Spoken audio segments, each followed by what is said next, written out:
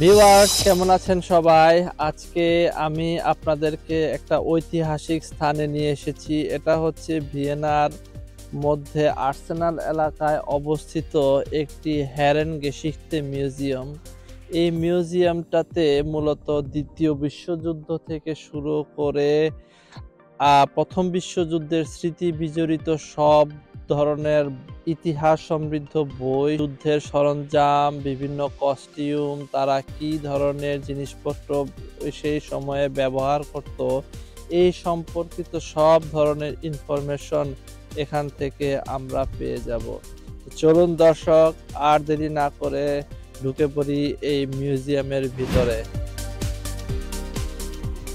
এই হেরেনগেসিখতে মিউজিয়াম বা বাংলায় মিলিটারি মিউজিয়ামটি যাত্রা শুরু হয় 1800 শতকে, যখন 1759 সালে ভিয়েনার সম্রাট রেনগাস তার অস্ত্রাগারে প্রথমবারের মতো অস্ত্র ও যুদ্ধ স্মারক প্রদর্শনী চালু করেন।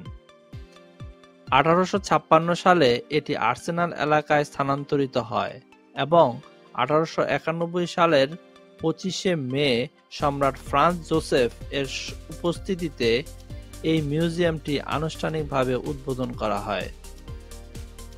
এই জাদুঘরটিতে রয়েছে 1600 শতক থেকে দ্বিতীয় বিশ্বযুদ্ধ ও তার পরবর্তী সময় পর্যন্ত ব্যবহৃত সামরিক অস্ত্র, বর্মা, ট্যাঙ্ক, বিমান, পতাকা, চিত্রকর্ম, পদক, নথিপত্র এবং যুদ্ধ জাহাজের মডেল সহ অনেক কিছু। আর বিশেষভাবে উল্লেখযোগ্য হল আর্চডিউক ফ্রান্স ফার্দিনান্দের গাড়ি ও পোশাক, যিনি 1914 সালে সারায়েভোতে আততায়ীর হাতে নিহত হন। আরও রয়েছে হাবসবার্গদের বিভিন্ন প্রদর্শনী। হাবসবার্গ সাম্রাজ্য ছিল ইউরোপের ইতিহাসে সবচেয়ে প্রভাবশালী এবং দীর্ঘস্থায়ী রাজবংশগুলোর একটি। অন্যদিকে ইসলামের ইতিহাসে সবচেয়ে দীর্ঘস্থায়ী ও রাজনৈতিকভাবে সফল সাম্রাজ্যগুলোর মধ্যে অন্যতম ছিল উসমানীয় সাম্রাজ্য, যাকে আমরা অটোমান এম্পায়ার নামেও চিনি। এই দুই পরাশক্তির মধ্যে 15 শতক থেকে 1800 শতক পর্যন্ত পর্যায়ক্রমে একাধিক যুদ্ধ সংঘটিত হয়। এই যুদ্ধগুলো শুধুমাত্র সামরিক দ্বন্দ্ব ছিল না, বরং এগুলোর পেছনে ছিল বড় তিনটি কারণ। প্রথমত, ইউরোপের রাজনৈতিক নিয়ন্ত্রণের জন্য প্রতিযোগিতা। কারা ইউরোপের নেতৃত্ব দেবে, এটা নিয়ে দুই সাম্রাজ্যের মধ্যে সংঘর্ষ চলতে থাকে। দ্বিতীয়ত, ধর্মীয় আধিপত্যের লড়াই। হাবসবার্গরা ছিল ক্যাথলিক খ্রিস্টান আর ওসমানীয়রা ছিল মুসলিম। ধর্মীয় বিরোধ যুদ্ধকে আরও তীব্র করে তুলেছিল। তৃতীয়ত, হাঙ্গেরি ও বলকান অঞ্চলের নিয়ন্ত্রণ। উভয় সাম্রাজ্যই চেয়েছিল এই অঞ্চলগুলো তাদের দখলে আনতে। এই যুদ্ধের পরিণতি আসলে কি হয়?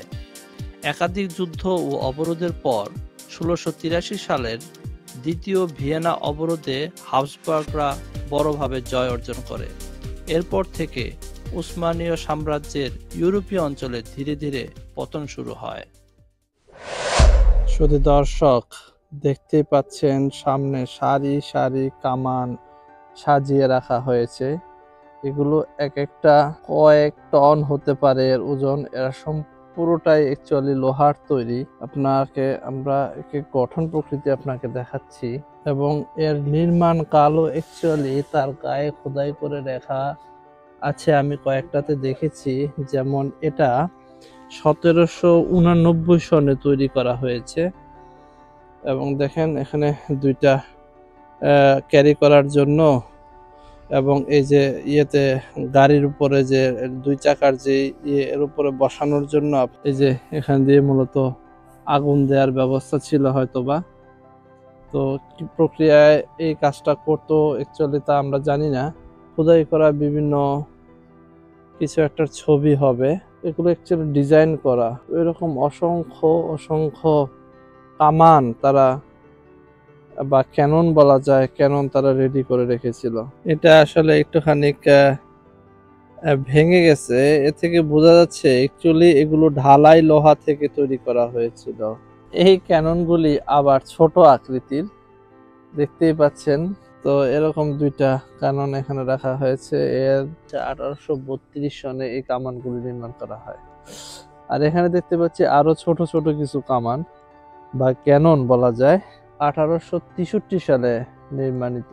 তো এখানে ছিল একটা ফাইটারটা ঢেকে রেখেছে কোনো একটা কারণে, যেহেতু এখন প্রথমে ছিল একদম একদম বড়, তারপরে মাঝারি, তারপরে এগুলো হচ্ছে অ্যাকচুয়ালি ছোট।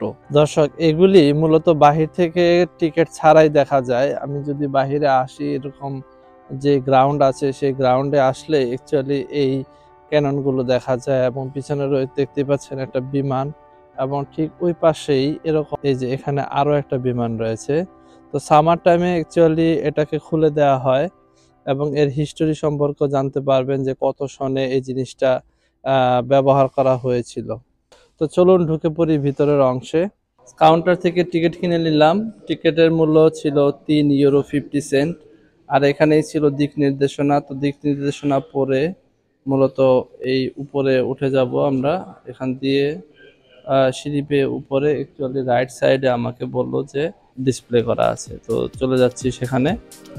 এখানে আসলে শুধু যে সৈনিক বা যুদ্ধের কারুকার্যগুলো এখানে নেই, বরঞ্চ এখানে বিভিন্ন সময়কার রাজাদের যেই স্ট্যাচু সেটাও এখানে রয়েছে। আপনারা দেখতেই পাচ্ছেন অ্যাকচুয়ালি এখানে 1867 সালের যে কাইসার, যে রাজা ছিলেন ফেরোনিন্দান, তার মূর্তিও এখানে রয়েছে। আরো অসংখ্য মূর্তি এখানে রয়েছে। এগুলো একমাত্র টিকিট কাটার মাধ্যমে ভিতরে প্রবেশ করা যায়। আর টিকিটের মূল্য খুব বেশি ছিল না, মাত্র €350। দেখেন এই প্রাসাদটা কি সুন্দর গোল্ডেন কালারের দিয়ে তৈরি করা, সুন্দর একটা ভিউ। তো দর্শক, আমরা এই সিঁড়ি বেয়েই আসলে উপরে চলে যাব এবং এখান থেকে ডান দিকে আমি পেয়ে যাব আমাদের সেই কাঙ্ক্ষিত গন্তব্য। তো আমি আপনাদেরকে নিয়ে যাচ্ছি সেখানে।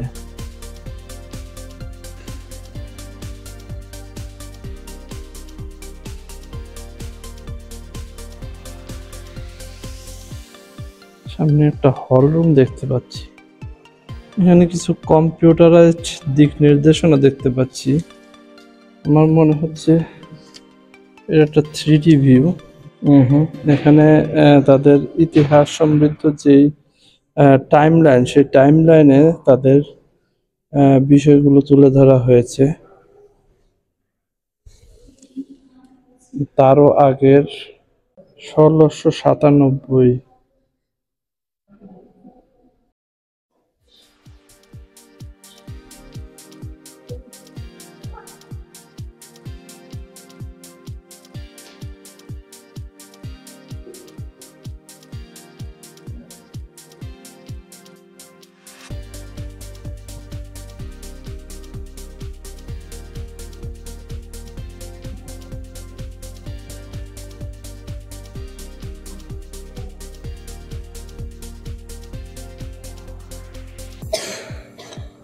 অ্যাকচুয়ালি তারা একটা কাঠামো তৈরি করে রেখেছে, যেখানে আপনারা দেখতে পাচ্ছেন যে কি ধরনের কস্টিউম তারা সেই সময়ে পরিধান করত। এই সময়কাল অ্যাকচুয়ালি 1790 এর দিকে তারা এই ধরনের কস্টিউম তারা পরিধান করত। এবং দেখতে পাচ্ছেন এখানে সোলজার কিভাবে কি বড় বন্দুক তারা ব্যবহার করত। দেখতে পাচ্ছেন সম্পূর্ণ তার সমান অ্যাকচুয়ালি। এবং তাদের যেই সাথে একটা তলোয়ার, তারা একটা তলোয়ারও ব্যবহার করত। এখানে বিভিন্ন রকম পিছনে রয়েছে যে কাঠের যে কাঠের তৈরি বা মেটাল হবে, কিছু কাঠ এবং মেটাল দিয়ে তৈরি যে প্রোটেকশনের জন্য, শরীর প্রোটেকশনের জন্য তারা এই ধরনের জিনিসগুলো ব্যবহার করত। এবং মাথা প্রোটেকশন করার জন্য এরকম মুকুট পরিধান করত। এগুলি সবই লোহার তৈরি। এখানে কিছু ম্যাপ দেখা যাচ্ছে যে বিভিন্ন দুর্গগুলো, যে সেই দুর্গগুলোর ম্যাপ কিরকম ছিল। দেখতে পাচ্ছেন এখানে একটা তলোয়ার মেটালের তৈরি এবং শেষ অগ্রভাগ দেখেন কিরকম সরু হয়ে আসছে, এবং সেই সাথে একটা তামা বা পিতলের কাভার। আর পাশে দেখতে পাচ্ছেন যে এনারা এক জাতের বন্দুক ব্যবহার করত, কাঠ এবং মেটালের তৈরি অ্যাকচুয়ালি। ড্রেস এরকম ছিল সৈনিকদের। এই বিল্ডিং এর পুরো ছাদ জুড়েই ছিল অসংখ্য পোর্ট্রেট, যেখানে ছিল সৈন্য, সামন্ত, রাজা, প্রজা, ঘোড়া, আরও অনেক কিছু। তো এ থেকে পুরোপুরিভাবে বোঝা যায় তাদের লাইফস্টাইল কেমন ছিল, তারা কিভাবে যুদ্ধ করত, তারা কিভাবে যুদ্ধাস্ত্র ব্যবহার করত, এই জিনিসগুলো এখানে ফুটে উঠেছে।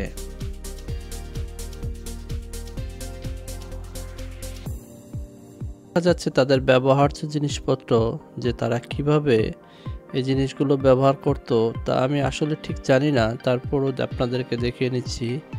এখানে ছোট একটা পানি খাবার পাত্র বা কেতলি এই জাতীয় কিছু একটা হবে। আর এদিকে হচ্ছে ছোট আকৃতির কিছু জিনিস, এগুলো একটা ট্রফি টাইপের কিছু একটা হবে। এখানে হচ্ছে একটা বেলুন দেখতে পাচ্ছি, এটা একটা গ্যাস বেলুন হতে পারে। এটা ছোট আকৃতির হলেও আমার মনে হচ্ছে এর মধ্যে 1 থেকে 2 জন চলাচল করতে পারত। এটা 1792 সনের একটা কস্টিউমের নমুনা।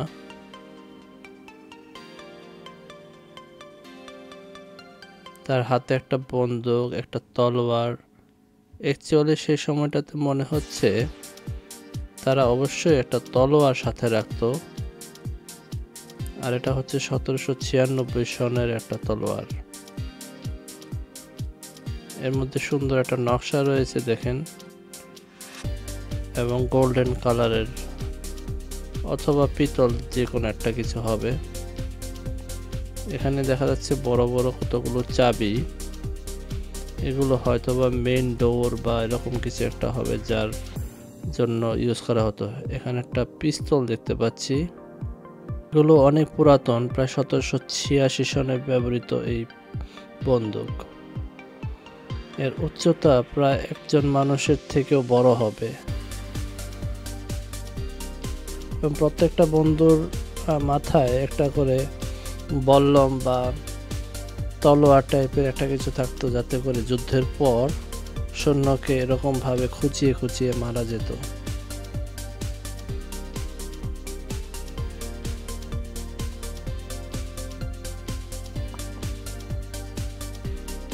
এই তলোয়ারগুলো ওগুলো থেকে একটু ডিফারেন্ট, এগুলো হচ্ছে সোজা সোজা তলোয়ার এবং আকারেও ছোট।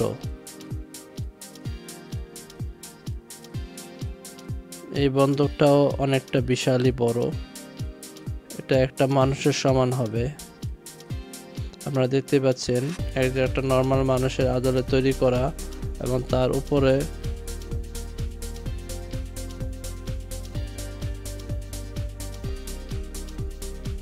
এখানে একটা ঢোল দেখতে পাচ্ছি। তারা বিনোদনের জন্য হয়তোবা এই ঢোলগুলো ব্যবহার করত।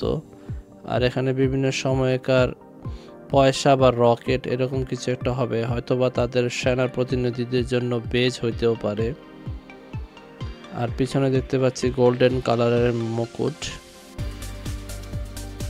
1805 সনের সেই মুকুট। তারা এই ধরনের টুপি পরিধান করত, এবং সামনে ছিল এরকম বেজ জাতীয় কিছু মেটাল আকৃতির।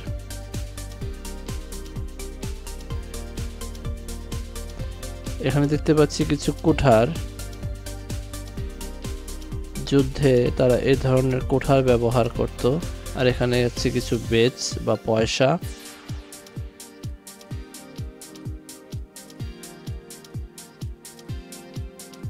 এগুলো সবই 1800 দশকের শুরুর দিকে, 1805-10 সেই সময়কার।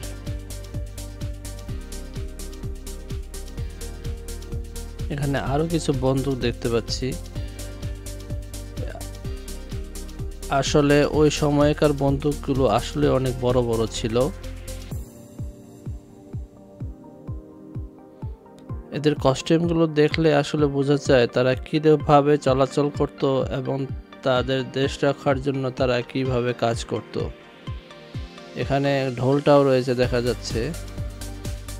তার হাতে কিছু কাগজপত্র দেখা যাচ্ছে, হয়তো বা সেটা ম্যাপ হতেও পারে।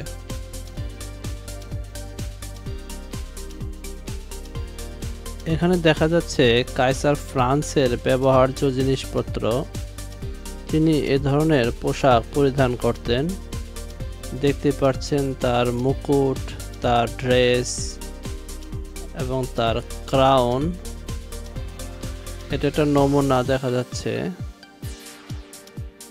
সবগুলোই গোল্ডেন কালারের। এবং তার ব্যবহার্য জিনিসপত্রের বক্স এগুলো মনে হচ্ছে। এদিকে দেখতে পাচ্ছি রকেট বা বেজ যেটাই হোক, সেই সময়কার স্ট্যাম্প। এবং এদিকে দেখতে পাচ্ছি চাবি, সেই গোল্ডেন কালারের চাবি। ইনি ছিলেন সেই কাইসার ফ্রান্স। আপনাদেরকে পুরোটা দেখাচ্ছি।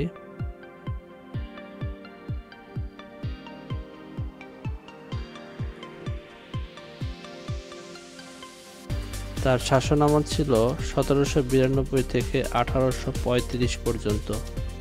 এখানে তারই হয়তো বা একটা ছবি আঁকা হয়েছে।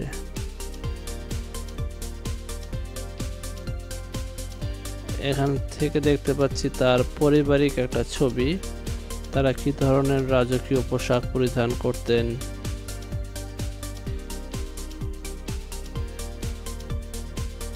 আর এখানে দেখতে পাচ্ছি একটি এডসার্স অফ কার্ল এর মূর্তি। এখানে মূলত অস্ট্রিয়াতে বিভিন্ন গণ্যমান্য ব্যক্তিদের নামে তার রাস্তা তৈরি করা হয়। তো এডসার্স অফ কার্ল স্ট্রাসের নামেও একটা রাস্তা রয়েছে। এখানে দেখতে পাচ্ছি সেই সময়কার বেজ এবং সেই সময়কার বিভিন্ন প্রত্নতাত্ত্বিক নিদর্শন, বই বিশেষ করে, এবং তার হাতের লেখাও রয়েছে এখানে।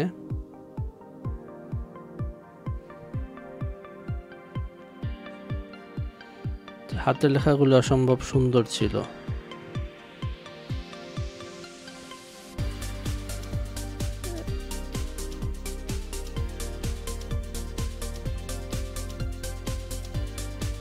তিনি মূলত 1771 থেকে 1835 পর্যন্ত তার শাসনামল ছিল।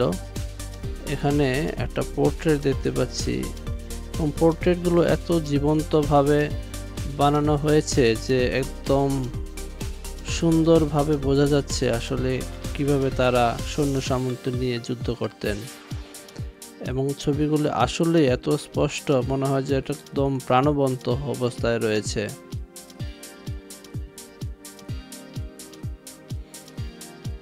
এবং মনে হচ্ছে যেন সেই সময়টাতেই চলে গেছি। ছবিগুলো তাকালে এরকমই মনে হয়।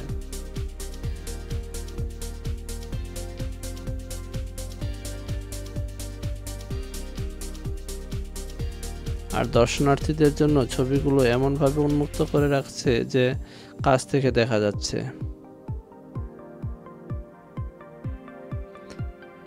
এখানে দেখতে পাচ্ছি আরো একটা ক্যানন।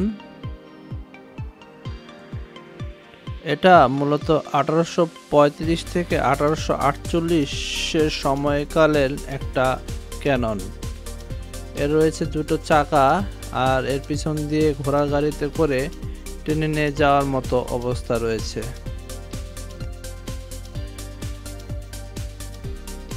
আসলে সেই সময়টাতে তারা গোঁফ রাখতো অ্যাকচুয়ালি। তো ভিউয়ার্স, কমেন্টে জানান ভিডিওটি কেমন লাগলো।